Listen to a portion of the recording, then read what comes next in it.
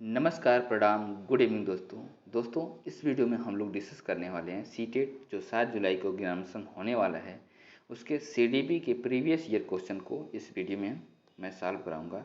दोस्तों, ये वीडियो आपके लिए बहुत ही हेल्पफुल होगी और अगर आप इस चैनल पर पहली बार विजिट कर रहे हैं तो चैनल को सब्सक्राइब करते हुए बेल आइकन को प्रेस कर दीजिएगा, जिससे कि आपके पास लेटेस्ट अपडेट पहुँचती रहे। ओके दोस्तों, तो ये वीडियो बहुत ही हेल्पफुल होगी और आप ये सारी चीज़ें अच्छे से देखिएगा। आइए वीडियो की शुरुआत करते हैं।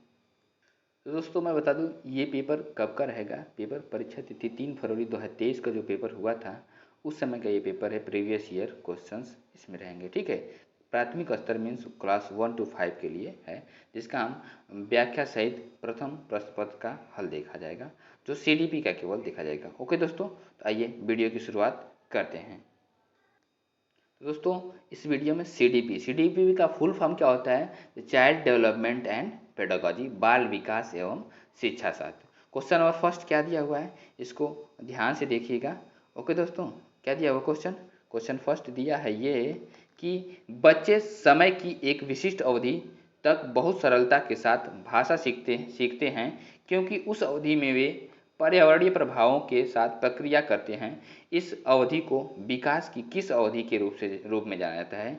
ऑप्शन ए संवेदनशीलता, ऑप्शन बी क्षेत्रीय, ऑप्शन सी जो है विशिष्ट असामान्य, और ऑप्शन डी जो दिया हुआ है प्रतिक्रियात्मक। दोस्तों, इसका राइट ऑप्शन हो जाएगा ऑप्शन ए संवेदनशीलता।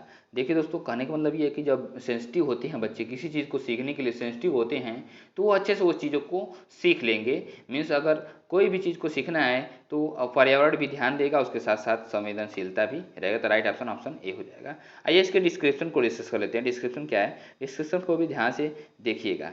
डिस्क्रिप्शन क्या है कि बच्चे समय की एक विशिष्ट अवधि तक बहुत सरलता के साथ भाषा सीखते हैं। क्या? समय की एक विशिष्ट अवधि तक जो बहुत सरलता के साथ भाषा सीखते हैं क्योंकि उस अवधि में वे पर्यावरणीय प्रभावों के साथ प्रक्रिया करते हैं तथा इस अवधि को विकास की संवेदनशील अवधि के रूप में भी जाना जाता है। विकास के संवेदनशील अवधि के रूप में भी जाना जाता है। संवेदनशीलता का यदि विच्छेद करें तो सम, धन, वेदना एवं शीलता 3 शब्द आते हैं। ओके दोस्तों, सम का अर्थ होता है समान और वेदना का क्या अर्थ होता है? पीड़ा या दुख, अर्थात समान पीड़ा का अनुभव करना संवेदनशीलता कहलाता है। संवेदनशीलता के प्रमुख लक्षण इस प्रकार हैं। कौन कौन से इसके लक्षण हैं, आइए उसके बारे में भी डिस्कस कर लेते हैं कि संवेदनशील होने की अवस्था, गुण या भाव एक लक्षण। दूसरा लक्षण क्या है? पॉइंट 2 है दूसरे की अनुभूति से शीघ्र प्रभावित होना। और ऑप्शन जो थर्ड लक्षण क्या है कि ग्रहण शक्ति, किसी दूसरे से सुन करके ग्रहण करना। और फोर्थ क्या है? भावुकता, इमोशनल, भाव प्रवणता भी उनके में होती है। ओके दोस्तों, नेक्स्ट क्वेश्चन की तरफ चलते हैं। नेक्स्ट क्वेश्चन नंबर 2 की तरफ चलते हैं। क्वेश्चन नंबर 2 क्या है, ध्यान से देखिएगा। क्वेश्चन 2 दिया है कि एक माँ ने देखा कि उसका एक जुड़वा दूसरे की तुलना में चलना सीखने में अधिक तेजी से प्रगति कर रहा है। मीन्स कहने का मतलब बच्चे का माँ के जो बच्चा है, ट्विन है, 2 बच्चे एक ही साथ पैदा हुए हैं, तो एक बच्चा उसमें से क्या है? एक्टिव है और एक बच्चा जो है एक्टिव नहीं है, बहुत तेजी से प्रगति कर रहा है। सीखने में इस भिन्नता के विकास कौन सा सिद्धांत जुड़ा है? तो ऑप्शन ए क्या है? व्यक्तियों में विकास सिर से पैर तक होता है। और ऑप्शन बी क्या दिया हुआ है कि हर किसी में विकास चरण दर चरण आगे बढ़ता है। ऑप्शन सी क्या दिया हुआ है? अलग अलग व्यक्तियों में विकास अलग अलग गति से होता है। नेक्स्ट ऑप्शन क्या है? नेक्स्ट ऑप्शन है कि हर किसी में विकास सामान्य से विशिष्ट की ओर बढ़ता है। ओके दोस्तों, इसका राइट ऑप्शन हो जाएगा। तो दोस्तों, इसका राइट ऑप्शन हो जाएगा ऑप्शन सी। राइट ऑप्शन हो जाएगा अलग अलग व्यक्तियों में विकास अलग अलग गति से होता है। दोस्तों, आइए इसके डिस्क्रिप्शन को डिस्कस कर लेते हैं। डिस्क्रिप्शन क्या है, देखिए ध्यान से। एक माँ ने देखा कि उसका एक जुड़वा बच्चा दूसरे की तुलना में चलना सीखने में अधिक तेजी से प्रगति कर रहा है और यह सिद्धांत अलग अलग व्यक्तियों में विकास अलग अलग गति से होता है। सिद्धांत से जुड़ा सिद्धांत से जुड़ा है, ठीक है दोस्तों। व्यक्तियों अथवा बच्चों में व्यक्तिगत विभेद होने के लिए अनेक कारकों को उत्तरदायी माना जाता है। और कौन कौन से कारक है जो इसको उत्तरदायी माना जाता है? तो ध्यान से देखिए, वंशानुक्रम, हेरिडिटी भी माना जाता है। और उसके बाद क्या है? स्वास्थ्य भी माना जाता है उस पर। लिंग भेद भी माना जाता है। लिंग भेद का मतलब कि अगर लड़की है तो वो जल्दी से चलना सीख लेती है और लड़का है तो थोड़ा सा लेट करता है। वातावरण इन्वायरमेंट भी उस पर डिपेंड करता है और बुद्धि भी डिपेंड करती है, उसके साथ साथ परिपक्वता भी डिपेंड करती है। मतलब ये सारे फैक्टर हैं जो कि बच्चों में अलग अलग प्रकार से डेवलपमेंट होता है। ओके दोस्तों, आइए नेक्स्ट क्वेश्चन की तरफ चलते हैं। Question number third. Question number third क्या है, स्टेटमेंट दिया है। क्या दिया है, स्टेटमेंट, और उसके अकॉर्डिंग जो क्वेश्चन ऑप्शन दिया रहेगा उसको देखा जाएगा। ठीक है, विकास निम्न में से किस पर निर्भर करता है। ऑप्शन ए आनुवंशिक प्रवृत्तियों पे, इस पे तो करता है। सामाजिक सांस्कृतिक प्रथाओं पे। ऑप्शन थर्ड स्टेटमेंट जो है भौतिक वातावरण पे।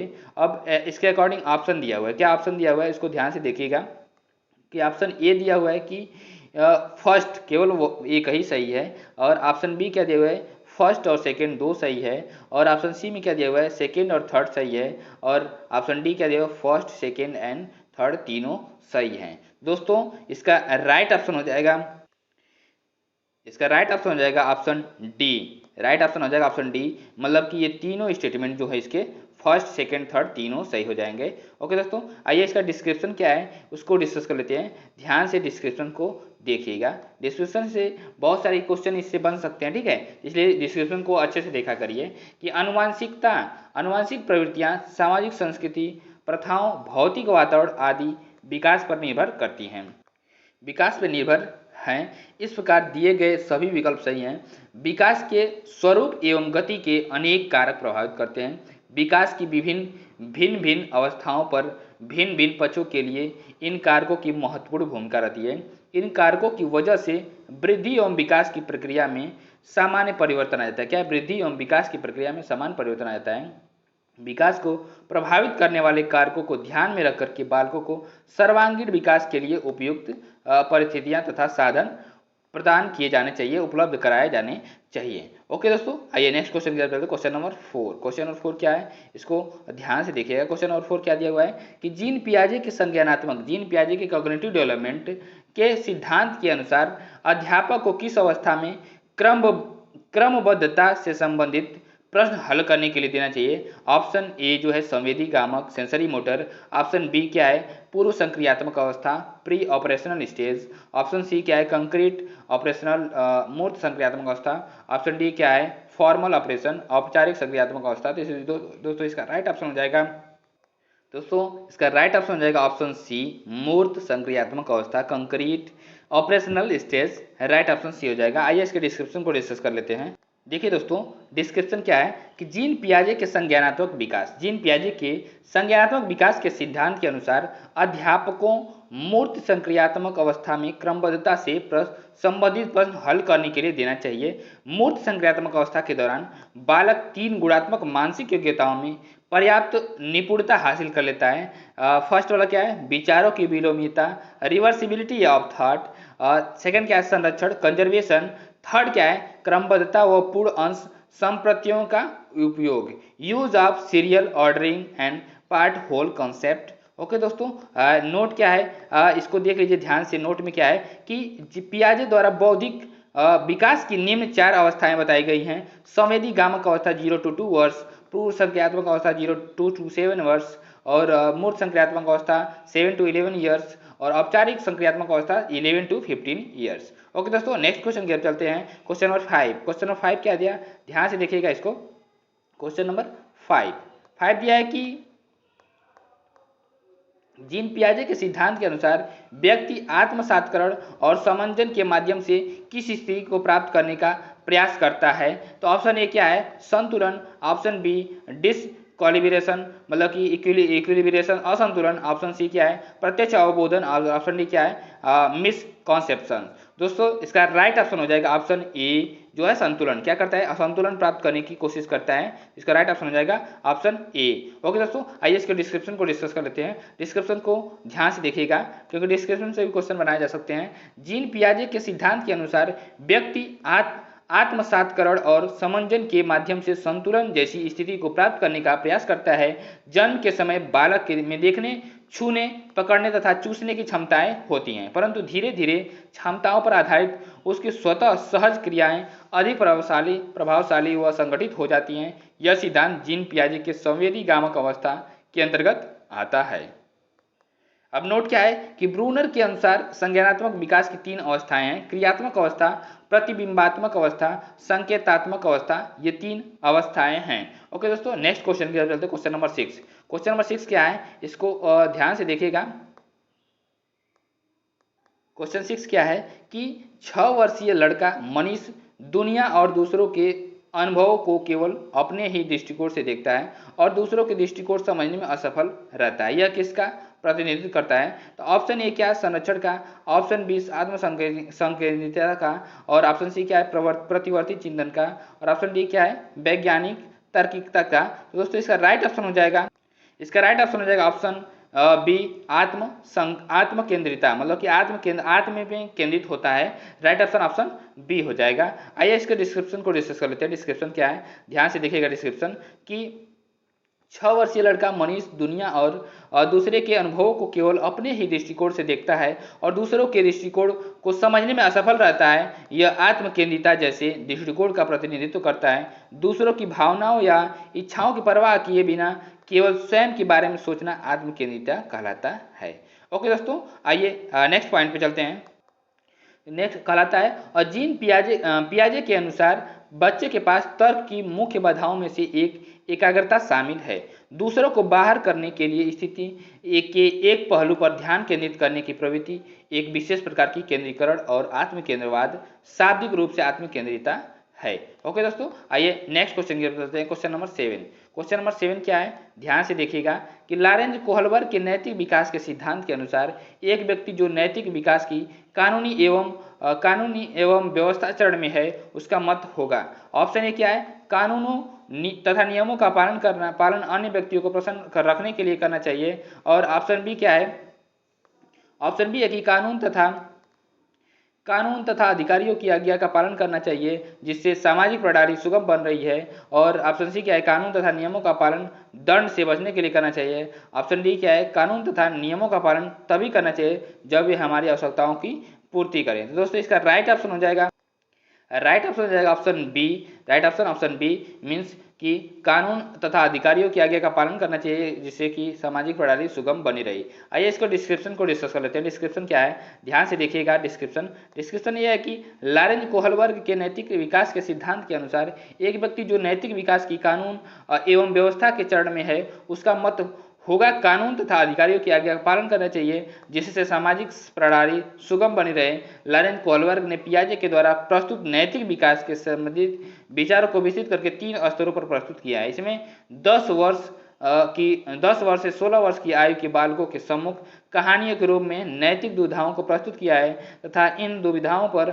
आधारित साक्षात्कार के लिए जो कि कोहलबर्ग ने नैतिक विकास के 3 स्तर प्रस्तुत किए हैं। क्या है कि 3 स्तर प्रस्तुत किए हैं जो इस प्रकार, क्या है, पूर्व परंपरागत स्तर, और उसके बाद क्या सेकंड क्या परंपरागत स्तर, थर्ड क्या उत्तर परंपरागत स्तर। दोस्तों इसका नेक्स्ट क्वेश्चन 8 पे चलते हैं। क्वेश्चन नंबर 8 क्या है, ध्यान से देखिएगा कि लेव वाइगोस्की ने निम्नलिखित में से कौन सा सिद्धांत दिया है। तो ऑप्शन ए क्या है, नैतिक विकास का संज्ञानात्मक सिद्धांत, नैतिक विकास का संज्ञानात्मक सिद्धांत। ऑप्शन बी क्या है, व्यक्तित्व विकास का मनोयोगीय सिद्धांत। ऑप्शन सी क्या, संज्ञानात्मक विकास की सामाजिक संस्कृति सिद्धांत।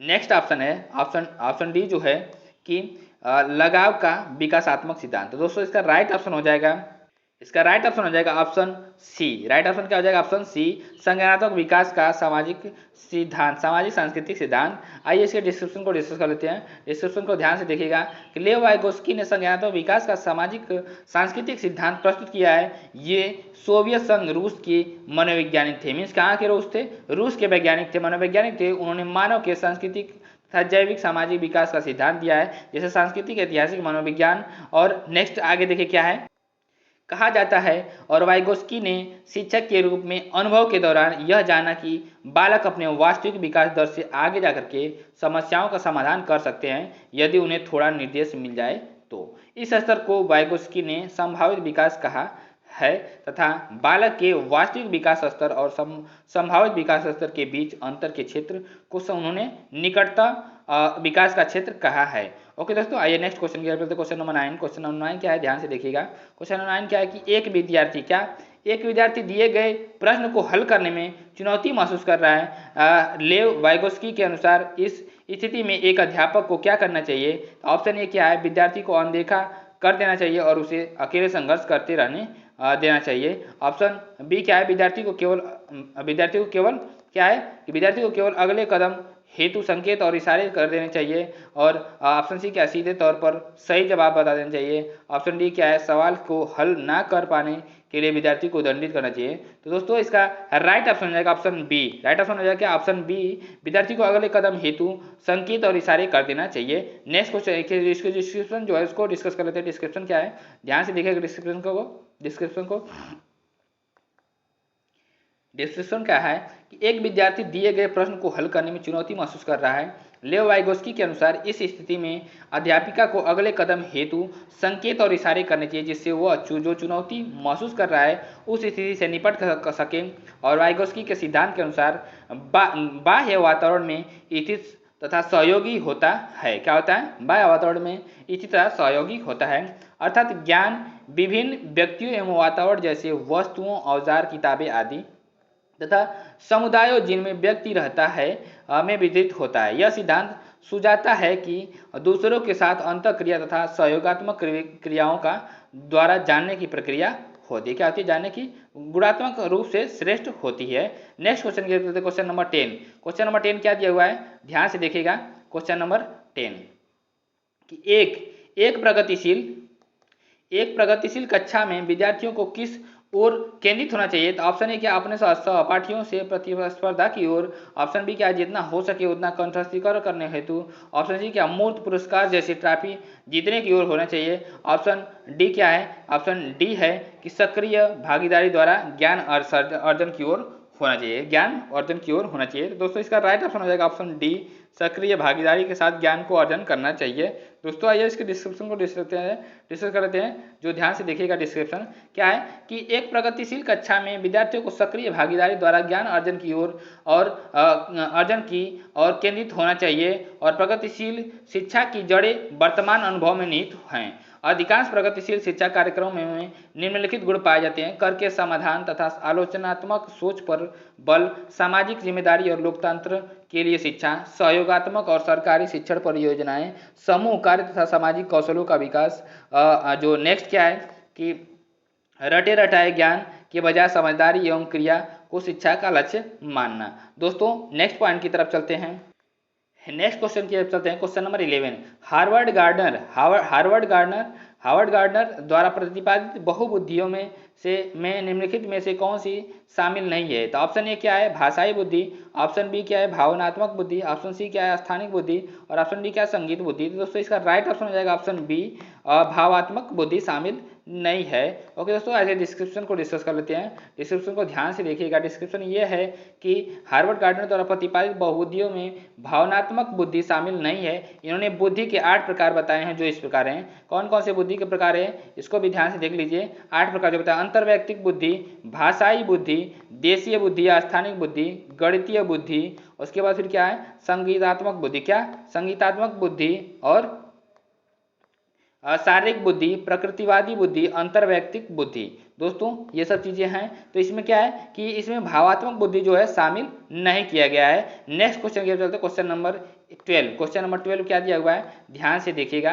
क्वेश्चन नंबर 12 क्या दिया गया है? क्वेश्चन नंबर 12 ये दिया गया है कि राष्ट्रीय शिक्षा नीति 2020 के अनुसार 5वीं तक के सभी बच्चों को उनकी मातृभाषा में ही शिक्षा दी जानी चाहिए। ये क्या है, असर्जन है। ठीक है, अब उसके बाद देखिए रीजन क्या दिया हुआ है। रीजन को ध्यान से देखिएगा। रीजन ये दिया हुआ है कि छोटे बच्चे अपनी मातृभाषा में सार्थक अवधारणाओं को अधिक तेजी से सीखते व समझते हैं। ओके दोस्तों, तो आइए इसका जो ऑप्शन है सही विकल्प उसको चुनना है। तो क्या हो सकता है कि ऑप्शन क्या है, ए और आर दोनों सही है और आर ए की व्याख्या करता है। और ऑप्शन बी क्या है कि ए और आर दोनों सही है लेकिन आर ए की व्याख्या सही नहीं करता है। ऑप्शन सी क्या है कि सही है लेकिन ए सही है लेकिन आर गलत है। ऑप्शन डी क्या है कि ए और आर दोनों गलत हैं। दोस्तों इसका राइट ऑप्शन हो जाएगा ऑप्शन ए। राइट ऑप्शन क्या हो जाएगा, ऑप्शन ए हो जाएगा कि दोनों सही है और आर जो है ए की व्याख्या सही करता है। राइट ऑप्शन ए हो जाएगा। दोस्तों आइए इसके डिस्क्रिप्शन को डिस्कस कर लेते हैं।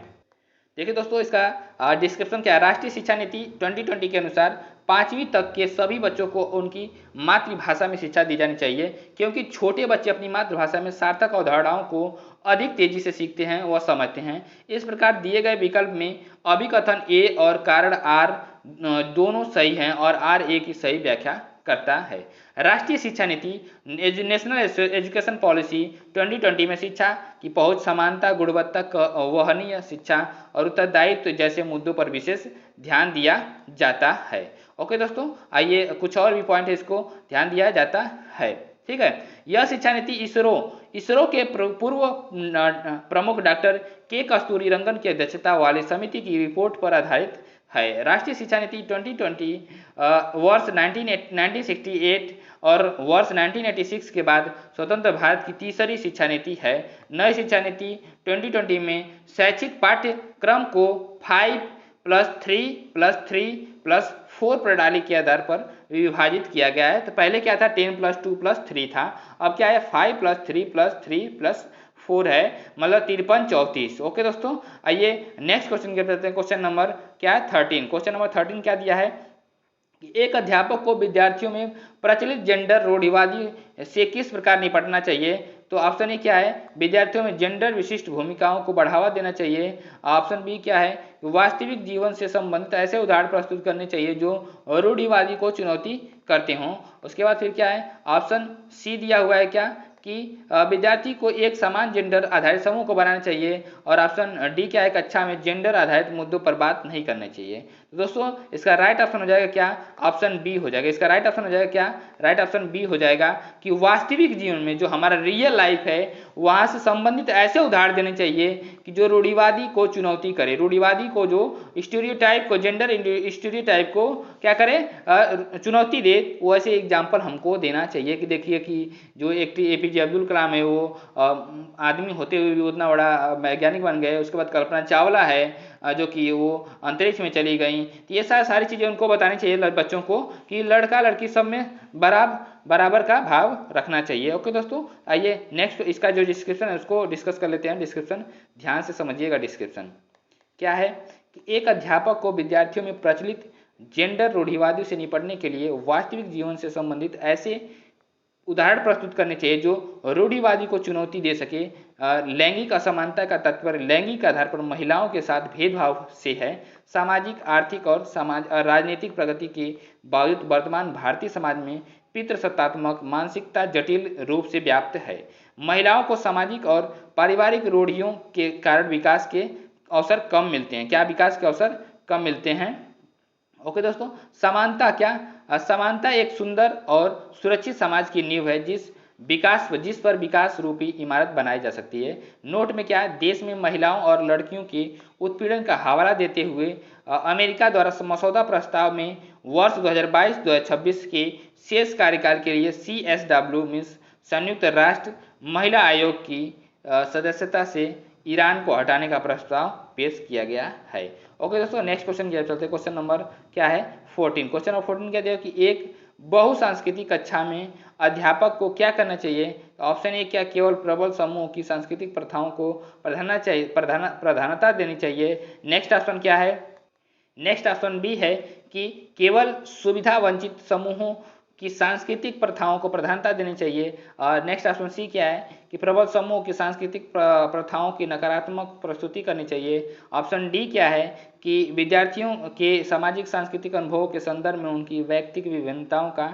सम्मान करना चाहिए। ओके दोस्तों, तो इसका राइट ऑप्शन हो जाएगा ऑप्शन डी। राइट ऑप्शन हो जाएगा कि हर एक व्यक्तिगत विभिन्नता वाले दोस्तों स्टूडेंटों का सम्मान करना चाहिए। राइट ऑप्शन डी हो जाएगा। आइए इसके डिस्क्रिप्शन को डिस्कस कर लेते हैं। डिस्क्रिप्शन क्या है, ध्यान से समझिएगा। डिस्क्रिप्शन ये है कि एक बहुसांस्कृतिक कक्षा में अध्यापक को विद्यार्थियों के सामाजिक सांस्कृतिक अनुभवों के संदर्भ में उनकी व्यक्तिगत विभिन्नताओं का सम्मान करना चाहिए। बहुसांस्कृतिक शिक्षा के प्रमुख उद्देश्य निम्नलिखित हैं। क्या है, अध्यापकों द्वारा प्रजातांत्रिक मूल्यों को विकसित करने में एक अभिकर्ता की भूमिका प्रदान करना। नेक्स्ट क्या है कि विद्यार्थियों को ज्ञान के संवर्धन, मूल्यों एवं योग्यताओं अथवा क्षमताओं को विकसित करने एवं उनके सशक्तिकरण हेतु योगदान देना। नेक्स्ट क्या है कि सामाजिक न्याय, सामाजिक न्याय और एवं समानता की भावना विकसित करना।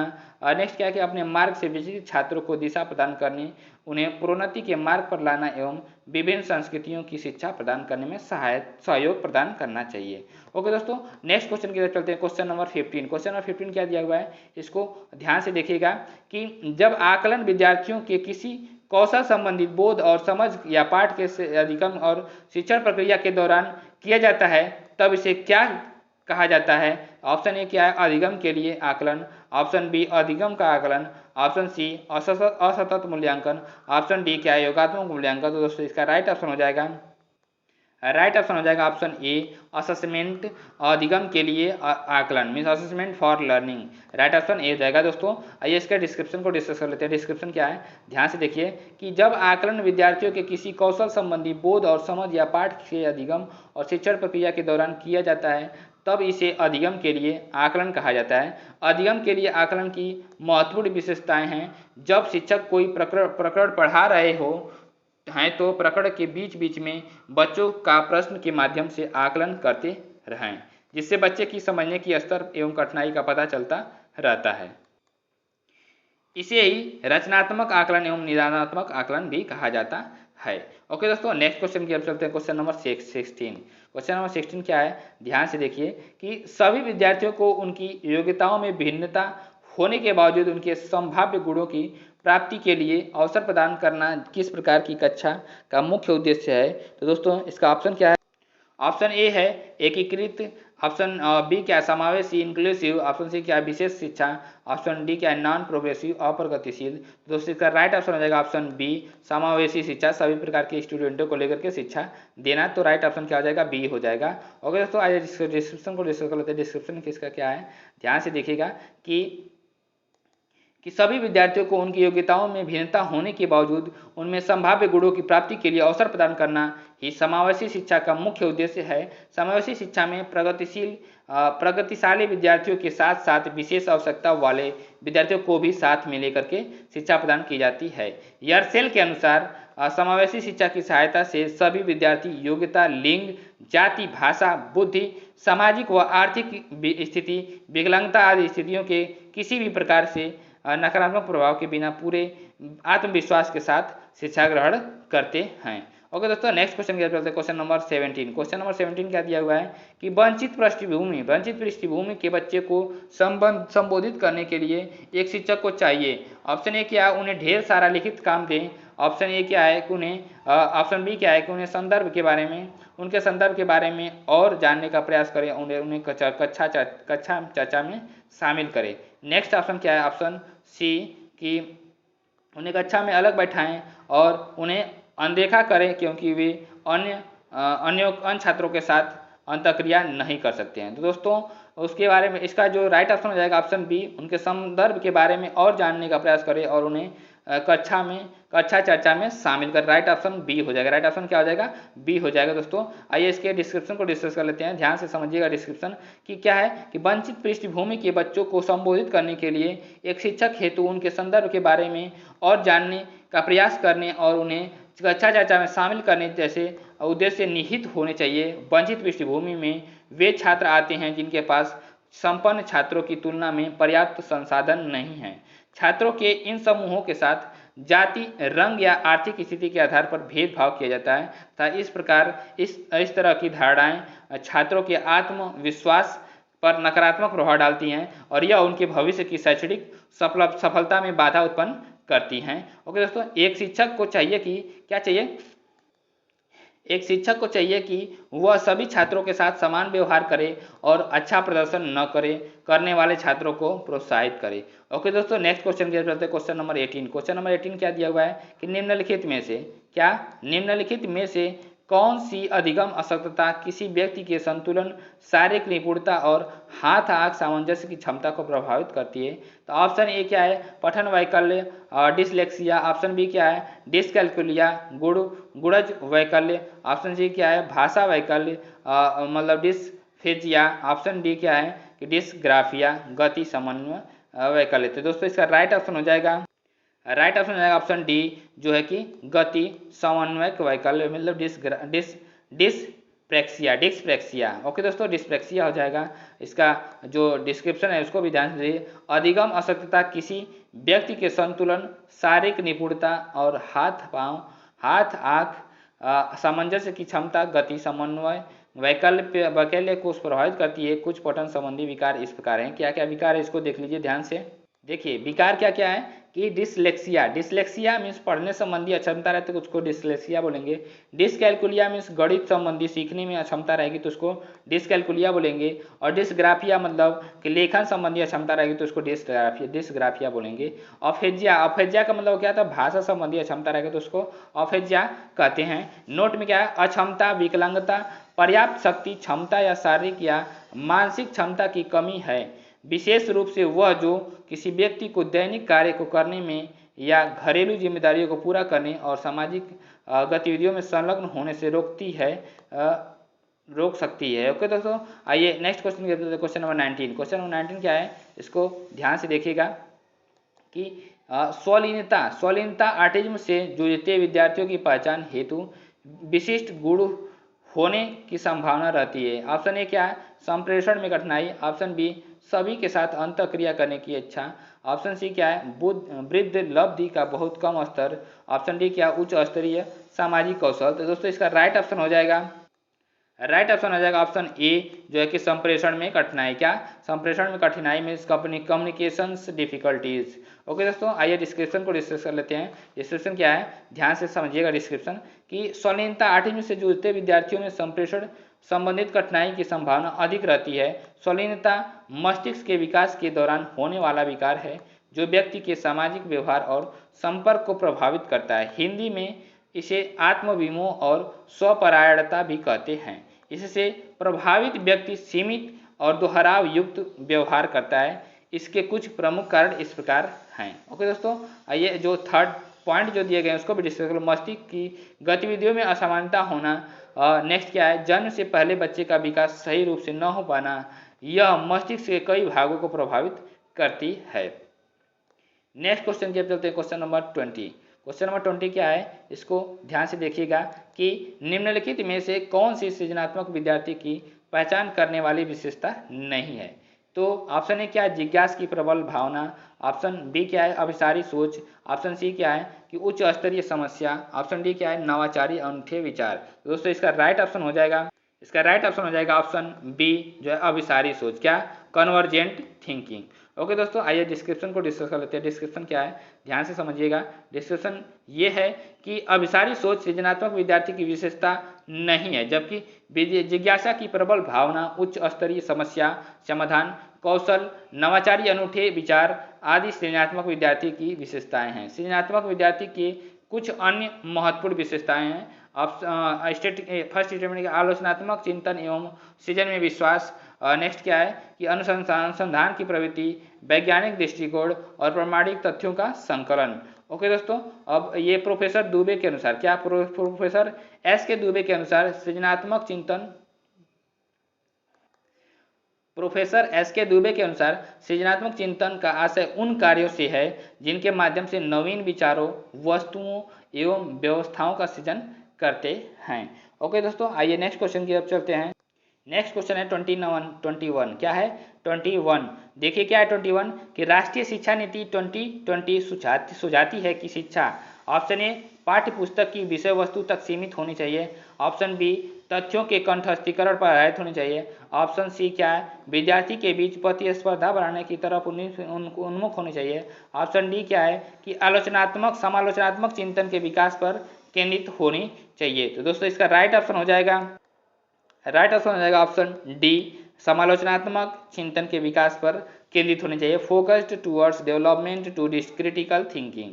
ओके दोस्तों, क्रिटिकल थिंकिंग की तरफ होनी चाहिए। इसका डिस्क्रिप्शन क्या है इसको ध्यान से देख लीजिए। डिस्क्रिप्शन क्या है कि राष्ट्रीय शिक्षा नीति 2020 का प्रस्ताव है कि समालोचनात्मक चिंतन को बढ़ावा देने के लिए अनुभव जनित अधिगम को प्रोत्साहित किया जाना चाहिए। समालोचनात्मक चिंतन सूचना की अवधारणा, अनुप्रयोग, विश्लेषण, संश्लेषण या मूल्यांकन करने की बौद्धिक प्रक्रिया। राष्ट्रीय शिक्षा नीति 2020 के अन्य लक्ष्य इस प्रकार हैं। कौन कौन से लक्ष्य हैं इसको ध्यान से देख लीजिए। लक्ष्य कि इस नीति का लक्ष्य 2030 तक सकल नामांकन अनुपात 100% करना है। क्या?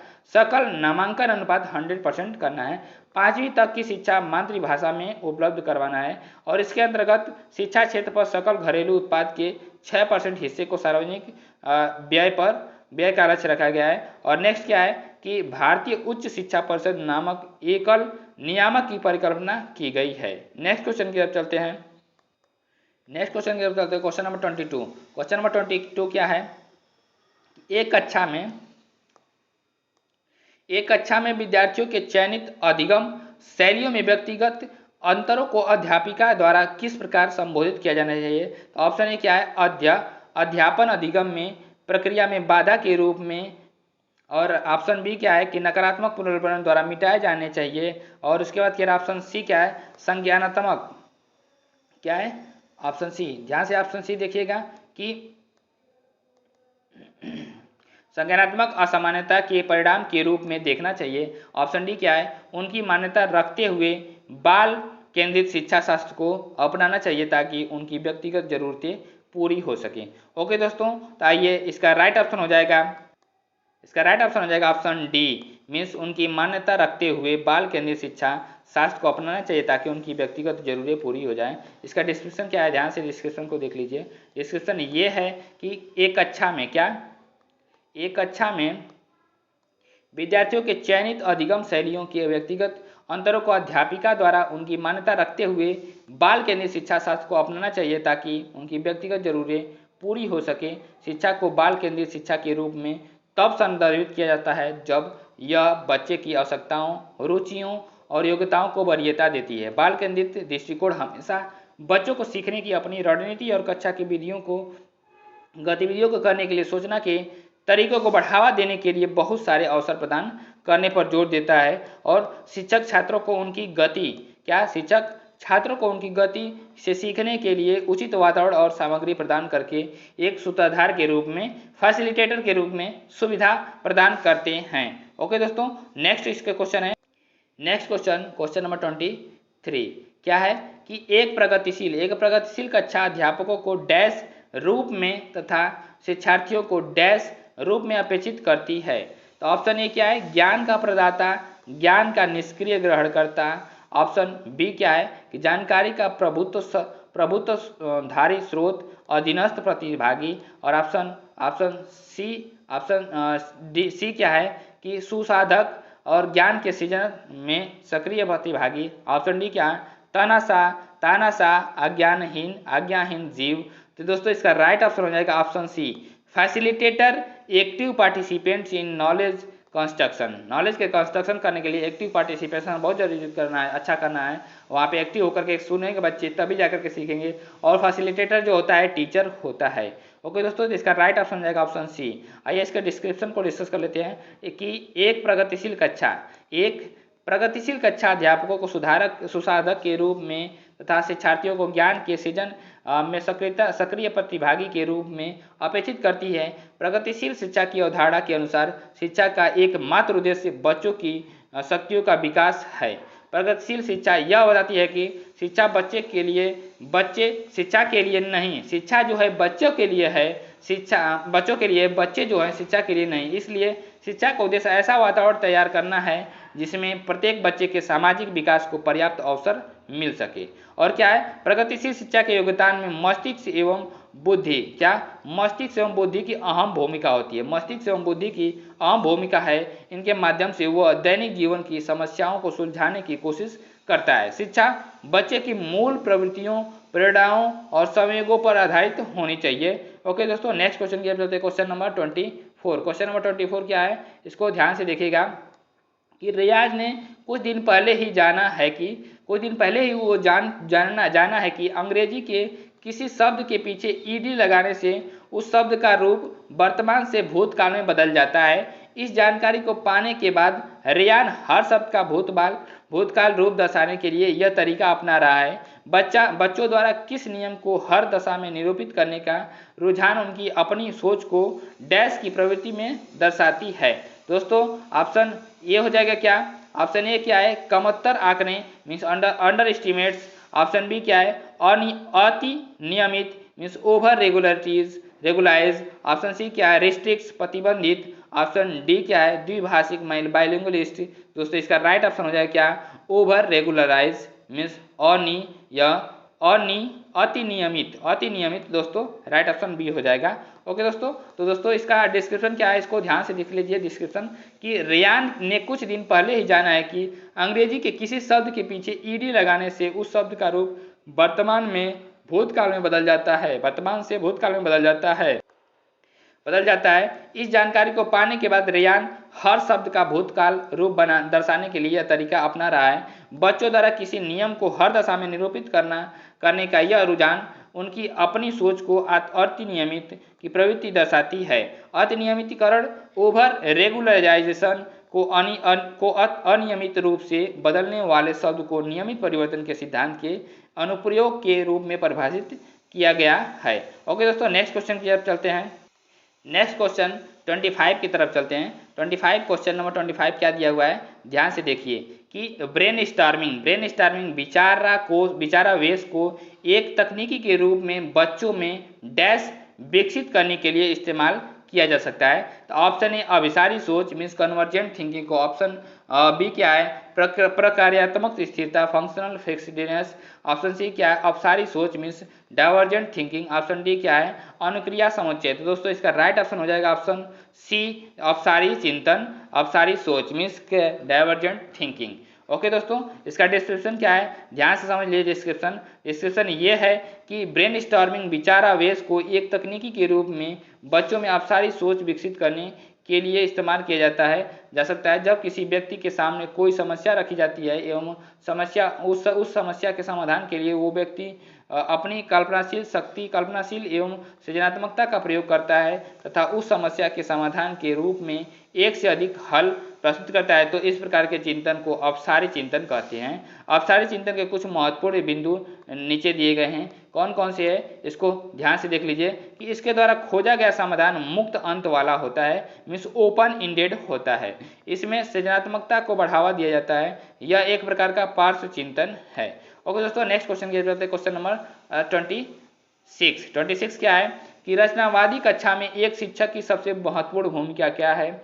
ऑप्शन क्या है ऑप्शन ए सभी बच्चों को मानक निर्देश देना, ऑप्शन बी क्या है कि सुनिश्चित करना कि प्रत्येक बच्चा अपनी क्षमता का सर्वोत्तम रूप से प्रकट करे, ऑप्शन सी क्या है ऑप्शन सी है कि सभी बच्चों से समान गति से आगे बढ़ने की अपेक्षा करना, ऑप्शन डी क्या है बच्चों की विविध आवश्यकताओं के प्रति उदासीन रहना। दोस्तों इसका राइट ऑप्शन हो जाएगा ऑप्शन बी राइट ऑप्शन हो जाएगा कि सुनिश्चित करना कि प्रत्येक बच्चा अपनी क्षमता को सर्वोत्तम रूप से प्रकट करता है कि नहीं करता है, ये सारी चीजें सुनिश्चित करता है। राइट ऑप्शन बी हो जाएगा। ओके दोस्तों, आइए इसके डिस्क्रिप्शन को डिस्कस कर लेते हैं। डिस्क्रिप्शन क्या है ध्यान से देखिए कि रचनावादी कक्षा में एक शिक्षक की सबसे महत्वपूर्ण विशेषता यह होती है कि वह यह सुनिश्चित करे कि उसका प्रत्येक बच्चा अपनी क्षमता को सर्वोत्तम रूप से प्रकट करे।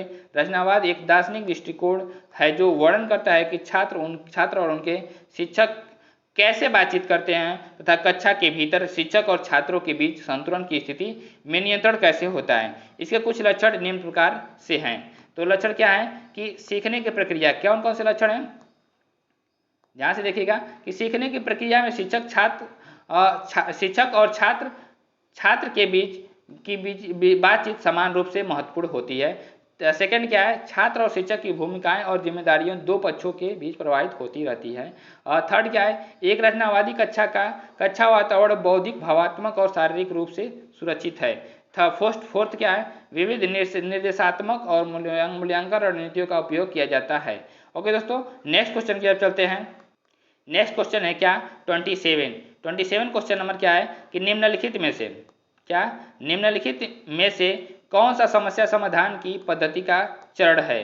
पहला चरण है ऑप्शन ए क्या समस्या को परिभाषित करना, ऑप्शन बी क्या है समस्या की पहचान करना, ऑप्शन सी क्या प्रासंगिक जानकारी की खोज करना, ऑप्शन डी क्या है परिकल्पना का निरूपण। दोस्तों इसका राइट ऑप्शन हो जाएगा ऑप्शन बी क्या आइडेंटिफिकेशन ऑफ द प्रॉब्लम की समस्या की पहचान करना।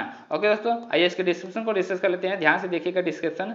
ओके दोस्तों, क्या है कि समस्या समाधान की पद्धति का पहला चरण समस्या की पहचान करना होता है और समस्या समाधान विधि के द्वारा बच्चों में तार्किक रूप से सोचने एवं निर्णय लेकर के किसी समस्या का समाधान करने की योग्यता का विकास होता है।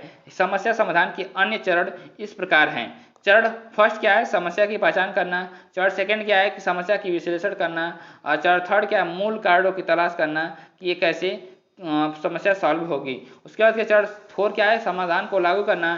चरण 5 क्या है, परिणामों को आकलन करना। ओके दोस्तों, नेक्स्ट क्वेश्चन क्या करते हैं, क्वेश्चन नंबर 28 क्या दिया हुआ है कि प्राथमिक विद्यालय में छात्रों को प्रेरित करने के लिए शिक्षकों को क्या रणनीति अपनानी चाहिए। तो दोस्तों ऑप्शन ए क्या है कि व्यक्तिगत छात्रों के बीच अंकों के लिए प्रतिस्पर्धा को प्रोत्साहित करना चाहिए। ऑप्शन बी क्या है, प्रत्येक गतिविधि के लिए प्रेरक कारकों के रूप में प्रोत्साहन, पुरस्कार और दंड का उपयोग करें। और नेक्स्ट क्या है ऑप्शन सी क्या है कि पूरी कक्षा के लिए मानक लक्ष्य निर्धारित करें तथा उन लक्ष्यों को उपलब्धि का आकलन करने के लिए कठोर मापदंड रखें।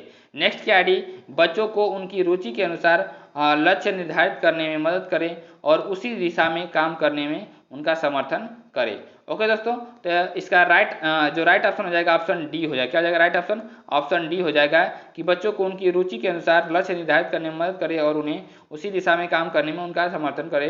दोस्तों आइए इसके डिस्क्रिप्शन को डिस्कस कर लेते हैं। डिस्क्रिप्शन क्या है, डिस्क्रिप्शन को ध्यान से देखिएगा कि प्राथमिक विद्यालय में छात्रों को प्रेरित करने के लिए शिक्षक बच्चों को उनकी रुचि के अनुसार लक्ष्य निर्धारित करने में मदद करें और उसी दिशा में काम करने में उनका समर्थन करें। छात्रों को प्रेरित करने वाली कुछ महत्वपूर्ण विशेषताएं कौन कौन सी हैं, छात्रों के स्तर के अनुरूप चुनौती रखें और उनका समाधान खोजने के लिए सकारात्मक प्रतिस्पर्धा का अवसर दें। छात्रों को अपने अनुभवों से आगे बढ़ने का अवसर दें। और नेक्स्ट क्या है कि छात्रों को उनकी प्रगति के बारे में व्यक्तिगत फीडबैक भी दें। क्लासरूम में बच्चों की भागीदारी सुनिश्चित करने वाली रणनीति अपनाएं और छात्रों को सवाल पूछने के लिए प्रोत्साहित करें। ओके दोस्तों, नेक्स्ट क्वेश्चन की तरफ चलते हैं। दोस्तों नेक्स्ट क्वेश्चन क्या है 29 में आश्वासन दिया उसके बाद रीजन देगा। तो आश्वासन क्या है कि संज्ञानात्मक विकास के साथ विद्यार्थियों की भावात्मक होशियारी सुनिश्चित करनी चाहिए। और इसका रीजन क्या है, रीजन को समझते हैं। रीजन क्या है कि किसी समस्या प्रश्न को हल करते समय विचारों का मौखिकीकरण समस्या समाधान कौशल में बाधा डालता है। दोस्तों इसका जो ऑप्शन क्या दिया हुआ है इसको ध्यान से देख लीजिए। ऑप्शन ए है कि ए और आर दोनों सही हैं, आर ए की सही व्याख्या करता है। ऑप्शन बी क्या है कि ए और आर दोनों सही है लेकिन आर ए की सही व्याख्या नहीं करता है। ऑप्शन सी क्या है, ए सही है लेकिन आर गलत है। ओके दोस्तों, ऑप्शन डी जो दिया है कि ए और आर दोनों गलत है।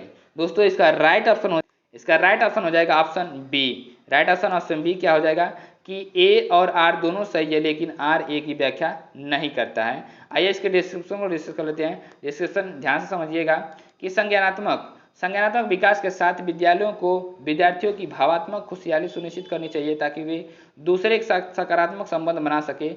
विद्यार्थियों को एक ऐसा स्थान होना चाहिए जहां छात्र निसंकोच या डर के अपनी भावनाओं से निपटना सीख सके। भावात्मक विकास छात्रों को उनके साथियों और शिक्षकों के बीच सकारात्मक बातचीत करने में तथा अपने विचारों और भावनाओं को सबसे प्रभावी तरीके से व्यक्त करने में सहायता करती है। अतः जो अभिकथन ए जो है सही है, क्या है, अभिकथन ए जो है वो सही है और किसी भी समस्या को हल करते समय विचारों को मौखिकरण समस्या समाधान कौशल में बाधा डालता है, क्योंकि समस्या समाधान कौशल में शिक्षक बालकों को अप्रत्याशित परिस्थितियों या काम पर कठिन चुनौतियों को संभालने में सक्षम बनाते हैं। अतः कथन आर भी सही है लेकिन आर ए की सही व्याख्या नहीं करता है। नेक्स्ट क्वेश्चन की चलते क्वेश्चन नंबर 30।